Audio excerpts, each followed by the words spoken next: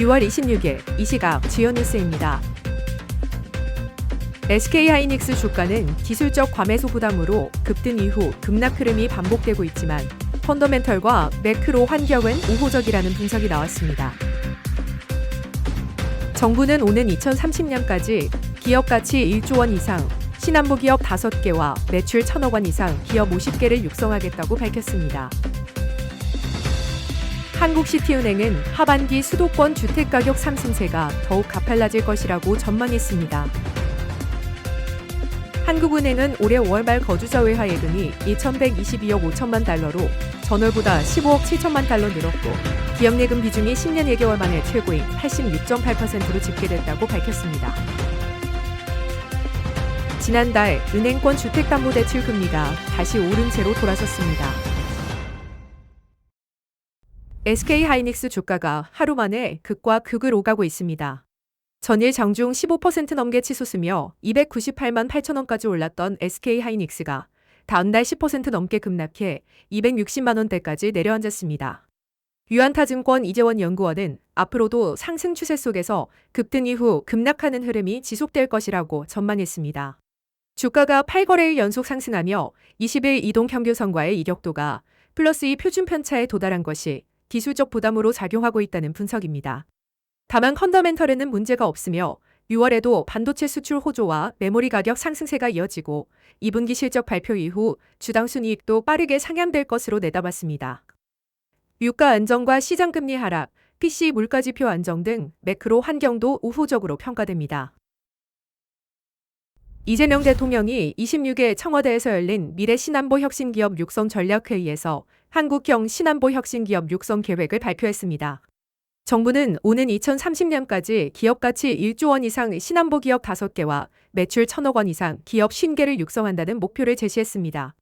이 대통령은 기업 가치 480조 원 규모의 미국 팔란티어, 26조 원 규모의 독일 엘신과 당당히 경쟁할 수 있는 혁신 기업을 만들어야 한다고 강조했습니다. 이를 위해 정부는 AI, 드론 사이버 안보, 우주항공 분야 스타트업과 벤처기업을 집중 육성하고 CIA 벤처 투자 조직 인큐텔을 벤치마킹한 한국형 인큐텔도 설립할 계획입니다. 또한 첨단 무기체계의 최초 배치 기간을 1년 이내로 단축하는 첨단 기술형 획득 제도를 신설해 혁신기업의 시장 진입을 적극 지원합니다.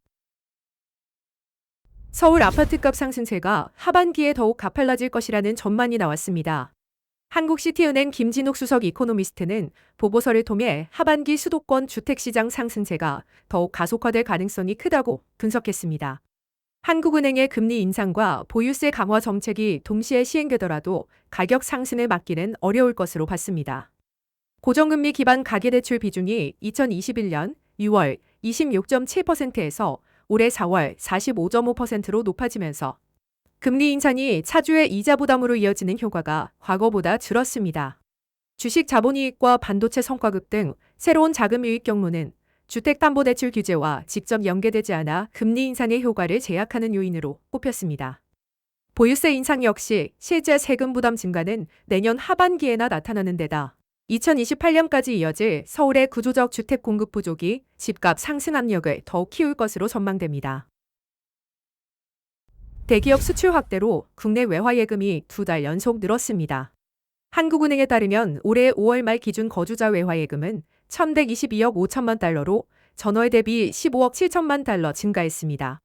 통화별로는 미국 달러화 예금이 22억 4천만 달러 늘어난 955억 6천만 달러를 기록하며 주요 4개 통화 중 유일하게 증가했습니다.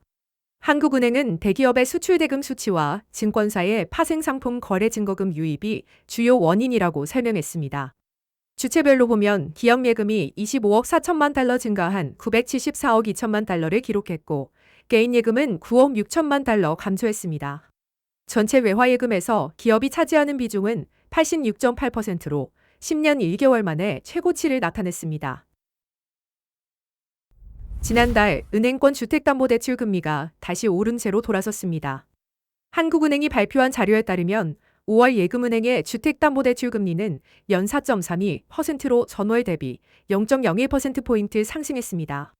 앞서 3월 4.34%에서 4월 4.31%로 낮아졌다가 다시 반등한 것입니다. 주목할 점은 고정형 금리 비중이 41.6%로 2021년 6월 이후 59개월 만에 최저 수준을 기록했다는 것입니다. 올해 1월 75.6%였던 고정형 비중이 불과 5개월 만에 절반 가까이 줄어든 셈입니다. 한국은행 이혜영 금융통계팀 팀장은 상대적으로 금리가 낮은 변동형을 선택하는 비중이 늘어난 영향이라고 설명했습니다. 보금자리 취급액 감소도 고정금리 대출 축소의 요인으로 꼽힙니다.